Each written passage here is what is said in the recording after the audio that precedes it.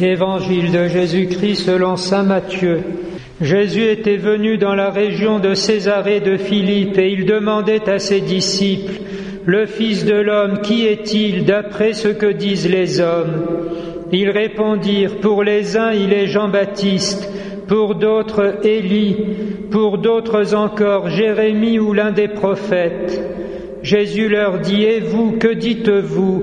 Pour vous, qui suis-je » Prenant la parole, Simon-Pierre déclara: « Tu es le Messie, le Fils du Dieu vivant. » Prenant la parole à son tour, Jésus lui déclara: « Heureux es-tu, Simon, fils de Jonas. Ce n'est pas la chair et le sang qui t'ont révélé cela, mais mon Père qui est aux cieux. Et moi je te le déclare, tu es Pierre, et sur cette pierre je bâtirai mon Église, et la puissance de la mort ne l'emportera pas sur elle.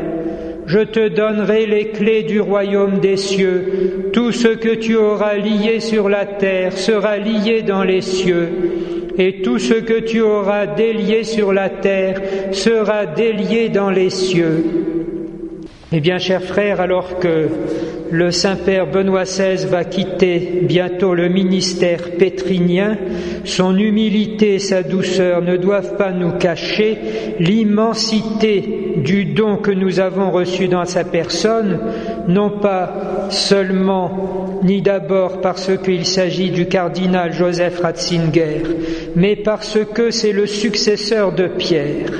Ce ministère est immense, on pourrait dire énorme et exorbitant, comme on vient de l'entendre dans l'Évangile où Jésus lui-même a institué cette primauté de Saint Pierre et de tous ceux qui, de génération en génération, jusqu'à la manifestation glorieuse du Christ, porteront son charisme au service de la Sainte Église. C'est sur la foi de Pierre que repose tout l'édifice qui reçoit promesse de vie éternelle. Les forces de l'enfer auront bon s'acharner sur l'Église, et cela n'a jamais manqué à aucune génération, elles ne pourront pas la détruire. C'est pour nous une immense espérance, en même temps que nous percevons les périodes délicates que représentent les périodes où le siège de Pierre est vacant. C'est pourquoi nous prions beaucoup.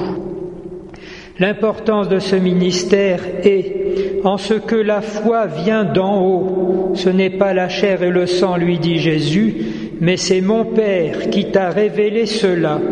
Et pour chacun d'entre nous également, la foi est une conviction extrêmement profonde, peut-être plus profonde encore que notre propre conscience, puisqu'elle est la source du rapport vital que nous tenons avec notre Dieu, non seulement parce qu'il est notre Créateur, mais parce qu'il s'est révélé à nous comme notre Père grâce à la rédemption accomplie par Jésus-Christ.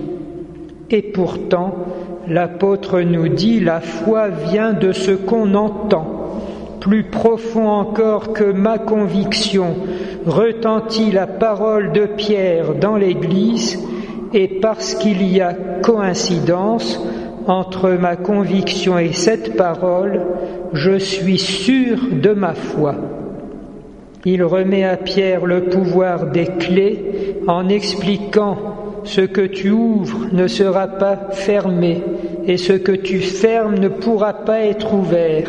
Ou selon l'autre image, ce que tu as lié sur la terre sera lié dans les cieux, ce que tu auras délié sur la terre sera délié dans les cieux.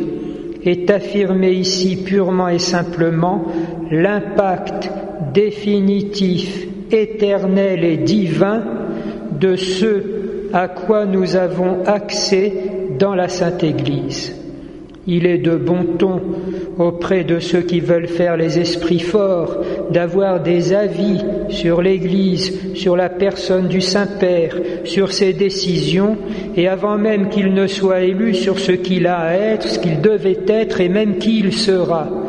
Tout cela, et si vous me permettez l'expression, foutaise, parce que dans l'Église est mis en œuvre le don de Dieu au service du don de Dieu et pour que nous vivions du don de Dieu, anticipé pour nous ici-bas dans la vie chrétienne et qui s'épanouira à la fin de notre vie, s'il plaît à Dieu, si nous persévérons et par la puissante intercession de la Vierge Marie, dans la gloire dès l'instant de notre mort. En vérité, rien de moins.